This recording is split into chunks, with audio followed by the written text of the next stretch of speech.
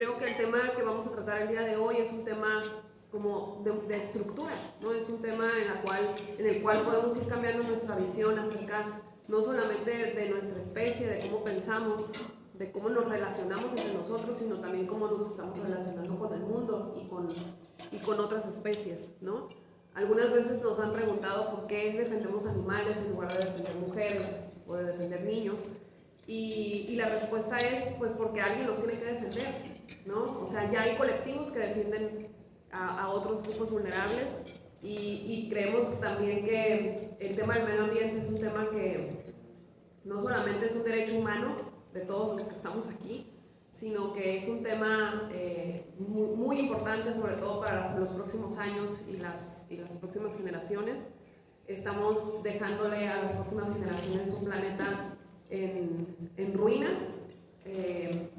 Hay algo que a mí me llama mucho la atención que tiene que ver con un duelo que están llevando a cabo los científicos que conocen mucho más que nosotros de las implicaciones al daño al medio ambiente. Saben que dentro de los próximos años las generaciones van a tener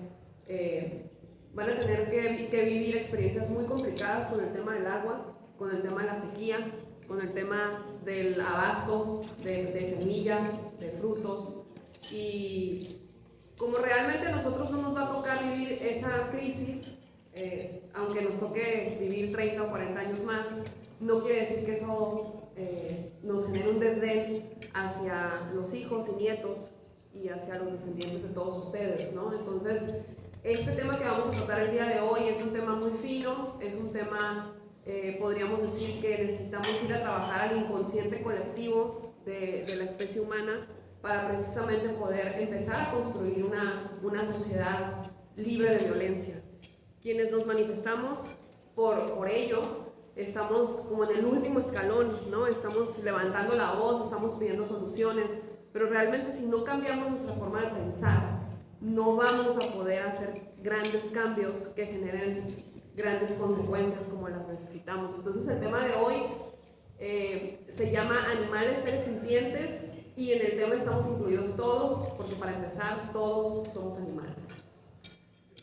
Yo creo que culturalmente incluso hemos utilizado el término animales como algo despectivo, ¿no? A veces decíamos tal persona es un animal, como si fuera eso que sea una persona, un ser inferior, ¿no? Y sin embargo, hoy entendemos que todos somos animales y todos somos hermanos de especie en este planeta Tierra que estamos cohabitando. Tuvimos una pandemia hace 3 años, nos dimos cuenta de las consecuencias del mal manejo que hacemos de los animales en el tema del consumo, y eso se llevó muchas vidas y de muchos seres queridos, y parece que todavía no logramos sentir esa urgencia de cambiar nuestra visión acerca de las diferentes especies con las que nos relacionamos y del trato que le damos a esas especies. Entonces empezamos con el título, ¿no? Este logo que tenemos es un logo que nos gusta mucho y que nos han chuleado porque pues es el símbolo de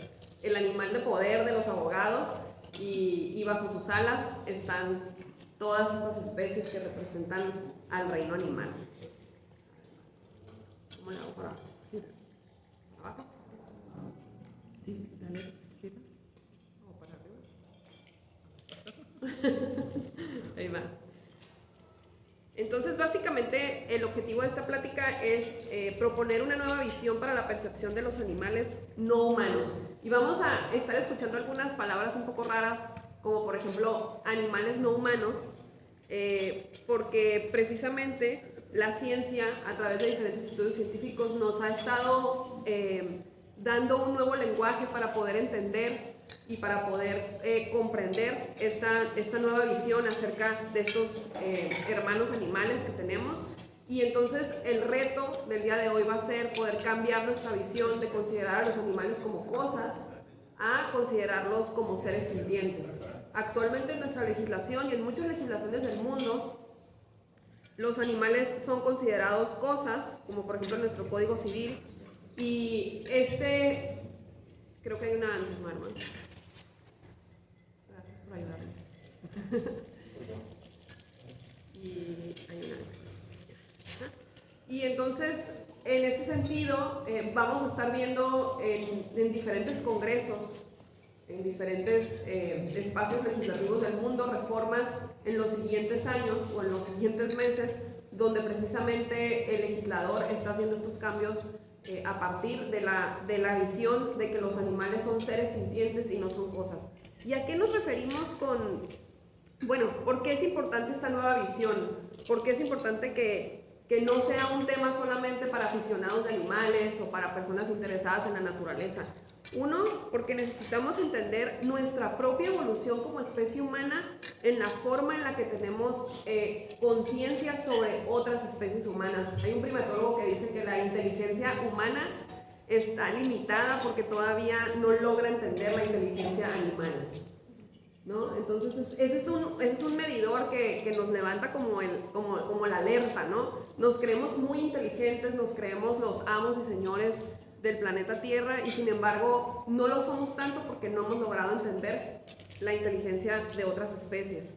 ¿Por qué es importante? Para integrarnos a los últimos cambios de legislaciones y en la forma en la que las nuevas generaciones empiezan a relacionarse con estas especies. A muchos nos toca ver, por ejemplo, más animales en los aviones, ¿no? En las cabinas de los aviones, más hoteles que incluyen animales, más restaurantes que incluyen animales, más opciones de platillos vegetarianos en restaurantes que no necesariamente sean veganos o vegetarianos. Se está ampliando mucho más esta nueva visión en diferentes aspectos de nuestra vida y no significa que sea una moda, es un cambio de visión, es un cambio de conciencia de nosotros. Entonces, también es importante porque quienes tienen nietos o bisnietos se van a dar cuenta que estos niños y niñas vienen configurados de una manera diferente. Tienen una alta sensibilidad a cosas o a circunstancias que nosotros en nuestras generaciones no teníamos. Tienen otros enfoques. Hay una angustia también en nuestros jóvenes, como lo hay, y empezaba comentando, creo que me quedé incompleta con el tema del mundo científico. Los científicos tienen un duelo precisamente por los cambios que se vienen, porque saben que hay cuestiones que son irreversibles para el planeta. Los jóvenes que están súper informados acerca de esto que estamos hablando el día de hoy y muchas cosas más, tienen una angustia hacia el futuro, porque no saben qué les espera y porque no saben cómo reparar el daño que nosotros hemos hecho. Entonces es importante para nosotros como adultos entender que en esta nueva visión va a haber muchos jóvenes que se van a dedicar a la tecnología para poder implementar soluciones para el medio ambiente, que va a haber muchos jóvenes hay muchos jóvenes que quieren ser biólogos, que quieren estar trabajando en reservas naturales, que no quieren vivir en la ciudad, que quieren vivir en el campo, y es precisamente a partir de esta nueva conciencia que ellos tienen y de ver el estado de ruina en el que les estamos dejando el planeta. Y también porque nunca es tarde para nosotros el poder ser parte de la construcción de una sociedad mucho más empática, mucho más compasiva, y también nosotros volvernos mucho más sensibles, aunque antes no lo hayamos sido a ciertas especies, ¿no? Entonces, cuando hablamos de sintiencia, cuando hablamos de que los animales son seres sintientes, no solamente nos referimos a que son seres sensibles, a que son seres que sienten. ¿Qué se entiende por sensibilidad? Sí, la sensibilidad es un aspecto de la sintiencia, pero no lo es todo.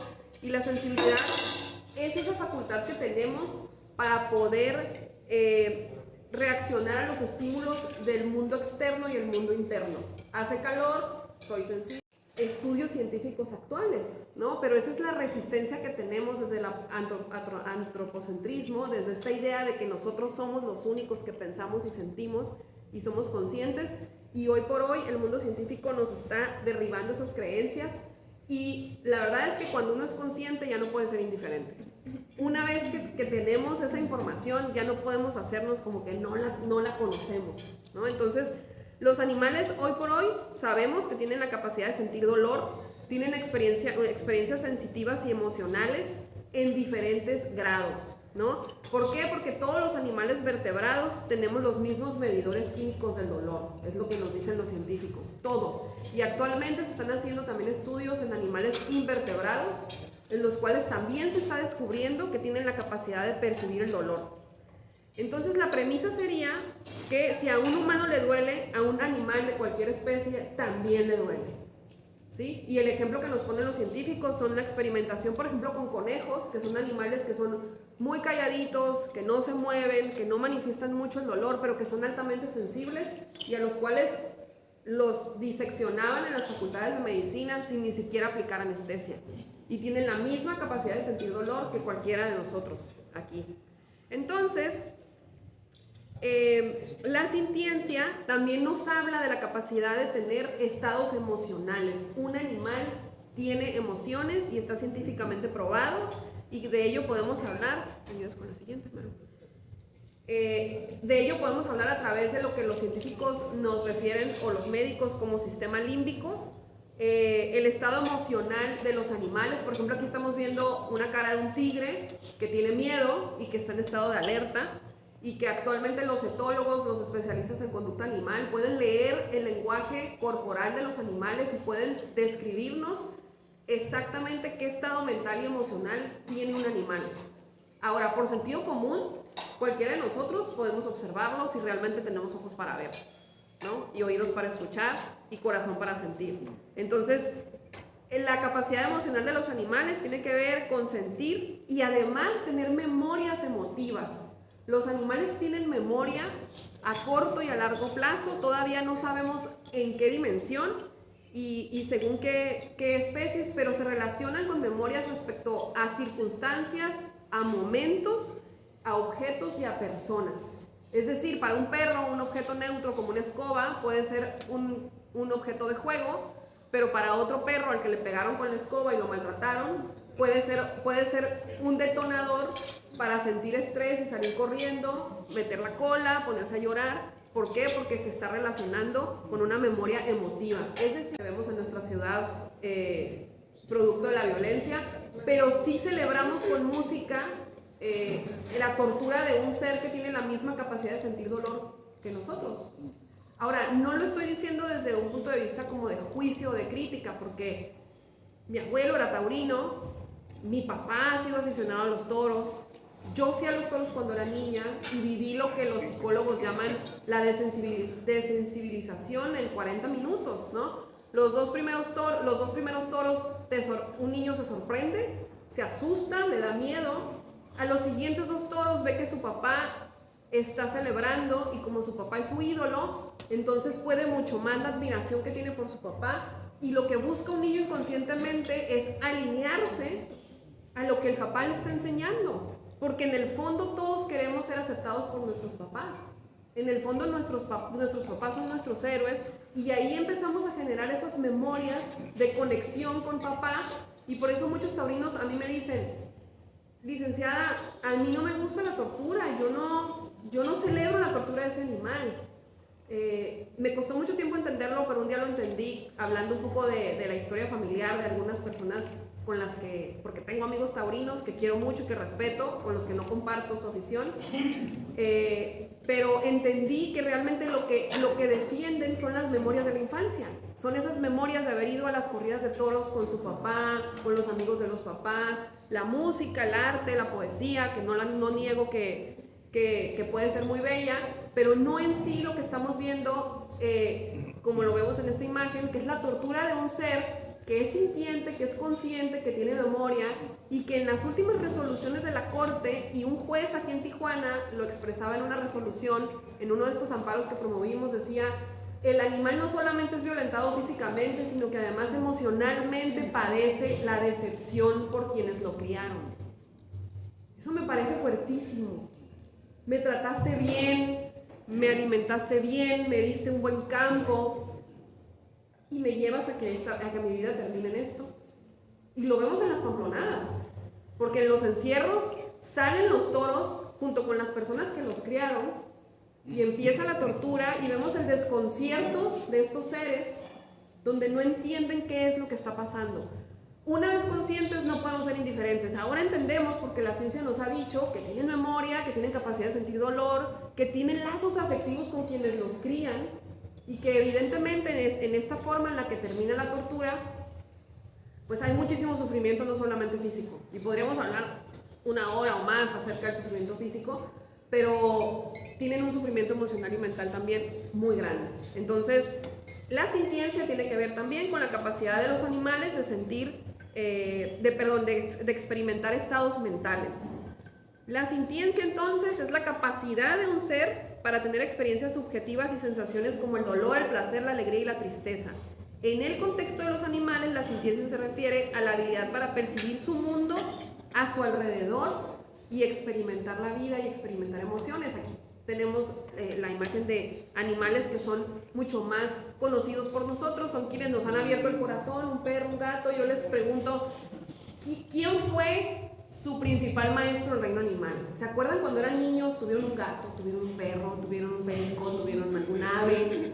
Tráiganlo a su mente, ¿no? El otro día escuchaba a Jodorowsky que decía que el primer trauma de su infancia fue haber amado a su gato gris que se llamaba Dante y que su papá lo mandó de un balazo al gato enfrente de él cuando él tenía 6 años, porque le dijo: los gatos contagian la tuberculosis, ¿no? Y entonces a partir de ahí Jodorowsky dice, viví un estado de tristeza y un shock porque la persona que más amaba y que la persona que más admiraba fue así de cruel y de sádico con otro animal con el que yo estaba íntimamente relacionado, ¿no? Y precisamente tal vez esa experiencia lo lleva a él a ser el psicólogo y ser el terapeuta que es hoy, ¿no? Entonces, en las generaciones anteriores, tal vez a ustedes les tocó que las abuelas les pedían que fueran a matar una gallina, la gallina que se iban a comer, ¿no? El cerdito que se iban a comer.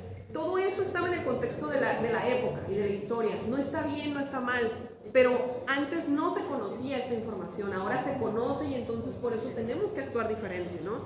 La siguiente diapositiva habla de una realidad que poco vemos, pero que existe, ¿no? Los animales de experimentación. Imagínense a un niño, porque tienen la capacidad intelectual, por lo menos de un niño de 5 o 6 años, a ser sometidos durante años a este tipo de tortura. Cuando los animales no consiguen superar una situación adversa, esto da lugar a ellos a la pérdida de la esperanza, y la indefensión y la desesperanza aprendida en su especie. Y esta es una imagen que no debemos olvidar cuando estamos escuchando noticias acerca de estos laboratorios y de los cambios legislativos que hay para que pare la experimentación en animales, porque ya la ciencia también nos da otras formas de poder conocer la verdad científica que no sea a través de esta experimentación. La tecnología ya nos está dando muchas opciones.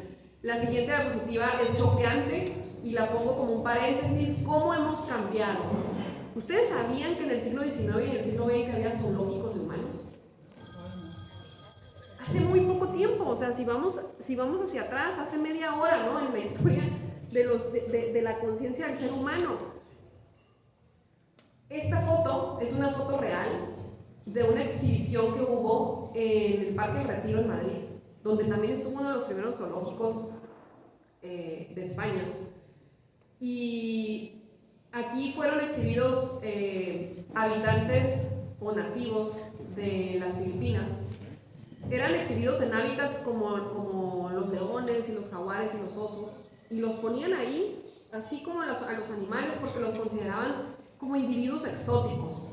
En aquella época, estas personas europeas, que eran las mentes sabias y las mentes que estudiaban, ¿no? Lo que se estudiaba en aquella época, pensaban que los indígenas no tenían alma y no tenían emociones. Pero hace 2 años o 3 pensábamos que los animales no tenían alma y no tenían emociones. Cuando yo estuve en la escuela, no quiero decir en qué escuela estuve, pero cuando estuve en la escuela, en el momento que me perdieron a mí completamente las monjas fue cuando una monja dijo que los animales... Yo estaba en tercero de primaria y después de que me habían contado todas las historias del infierno, el purgatorio, y estaba muy asustada por eso, una monja dijo que los animales no tenían alma y que por eso no iban al cielo. Y para mí fue un shock, pero también fue una liberación, porque dije, entonces tampoco es cierto lo del infierno y lo del purgatorio ni nada de eso, ¿no? Entonces a mí me tocó nacer en una época en la que también se creía que los animales no tenían alma y no sentían, ¿no? Y me lo dijeron cuando yo estaba en la primaria. Entonces, fíjense, siglo XIX, Parque del Retiro, zoológico de humanos. Siguiente. Gracias, Maru. 1958, 7 personas del Congo exhibidas en jaulas en el zoológico de Bruselas. Un niño de color, de origen del Congo, en una jaula con niñas blancas afuera. Eso fue en 1958. Estas personas del Congo murieron de frío porque las tenían exhibidas como tenemos exhibidos a los animales en los zoológicos. Murieron de frío, murieron de gripe, pero bueno, tuvieron mucha afluencia. Y esa fue la última exhibición de humanos como animales no humanos. Y creo que así como a nosotros como especie nos puede avergonzar que eso haya pasado hace menos de 100 años, a las siguientes generaciones no se van a explicar lo que nosotros hemos hecho en las granjas con animales, no se van a explicar cómo fuimos capaces de tener los zoológicos, de ser aficionados a la tauromaquia, de haber tenido animales en los circos.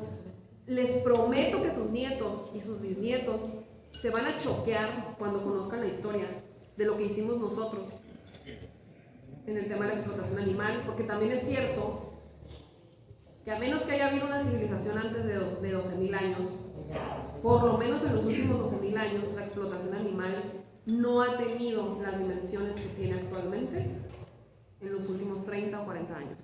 Los millones y millones de animales explotados en granjas no tiene nombre. Como sociedad vamos a ser recordados en los siguientes miles de años por lo crueles que hemos sido con seres que tienen la misma capacidad de sentir dolor y sufrimiento que nosotros. ¿Cuánto tiempo me queda, Marco? 3 minutos. Ok. Bueno, de todas maneras yo les voy a pasar la presentación para que la puedan ver. Avances científicos en el tema de sintiencia animal, neurociencia, comportamiento, nos hablan de esto que les he estado comentando, tienen las mismas estructuras neuronales y de eso para poder sentir dolor, sufrimiento, pero también para tener conciencia, y de eso nos habla también la Declaración de Cambridge, que más adelante viene. Todo esto tiene implicaciones, porque una vez que ya lo sabemos, entonces necesitamos hacer ajustes en el tema del bienestar animal, en el tema de la empatía y la no violencia. Y la foto que está aquí es la foto de una chimpancé que se llama Cecilia. Fue la primera persona no humana, considerada como persona no humana por un tribunal en Argentina. Ella vivió 20 años en el zoológico de Mendoza, Argentina, entre concreto y barras de metal. Y se promueve un juicio de habeas corpus, que es un juicio muy parecido al que tenemos el juicio de amparo. No fue el primer juicio, porque antes de ella se promovió otro juicio para otra chimpancé, pero justo cuando estaba el juicio en curso, la envenenan para que se quede sin materia el asunto y no se abra la jaula de esa chimpancé. Viene el juicio de Cecilia, el juez ordena que se le ponga seguridad, guardia 24 horas en lo que se resuelve el amparo, porque se sospechaba que la iban a querer envenenar. ¿Por qué? Porque detrás de la explotación animal hay grandes mafias que viven de esto, y si se abría una jaula se iban a abrir todas las demás jaulas poco a poco, ¿no? Entonces se concede el juicio de habeas corpus para Cecilia y es trasladada al santuario en Brasil. Y la siguiente imagen es la imagen de Cecilia con su compañero, encontró novio en Brasil, ¿no? Y actualmente Cecilia vive en un espacio con muchos compañeros de especie, en una reserva natural, donde lo que buscan es que se olviden de nosotros, porque un gran acto de amor para los animales silvestres es ayudarlos a que se olviden del ser humano. Después vienen las declaraciones y consensos científicos, la Declaración de Cambridge, que habla precisamente sobre conciencia, donde los neurólogos y neurocientíficos más importantes del mundo llaman a la comunidad mundial con urgencia a considerar a los animales como seres sintientes, como personas no humanas, y empiezan a implementar este término como un término que debe de ser usado en legislaciones. Y luego viene la Declaración de Toulon, que habla sobre la personalidad jurídica de los animales en el 2019, este es mucho más reciente, declara que los animales deben considerarse personas y no cosas, y que es urgente terminar de una vez por todas con el predominio de la cosificación de los animales. Después viene en el 2022 la Declaración de Montreal sobre la explotación animal, donde también marcan una serie de referencias acerca de cómo estos lugares donde se crían animales para consumo humano tienen que cambiar. Entendemos que se va a necesitar seguir consumiendo proteína animal, pero el trato hacia ellos y las condiciones tiene que cambiar porque son seres que tienen conciencia y porque además están siendo sujetos de derecho, que eso es algo importante que hay que mencionar. Los animales sí son sujetos de derecho. Vamos a empezar a ver ciertas reformas próximamente en nuestro estado. Animales como seres sintientes a la constitución de nuestro estado. Familias multiespecies donde los niños y los animales tienen derechos y donde los animales tienen derechos a la pensión si los padres se separan, quién se queda con el perro, quién se queda con el gato. Todo eso son reformas que vienen y que vienen muy pronto. Y bueno, tenemos las resoluciones de la Corte, estamos muy curiosos de saber cómo va a resolver la Corte los amparos que están en trámite en diferentes estados de la República. No solamente en el tema de tauromaquia, se ha pronunciado en el tema de gallos de peleas, tauromaquia, y se va a empezar a abrir el espectro.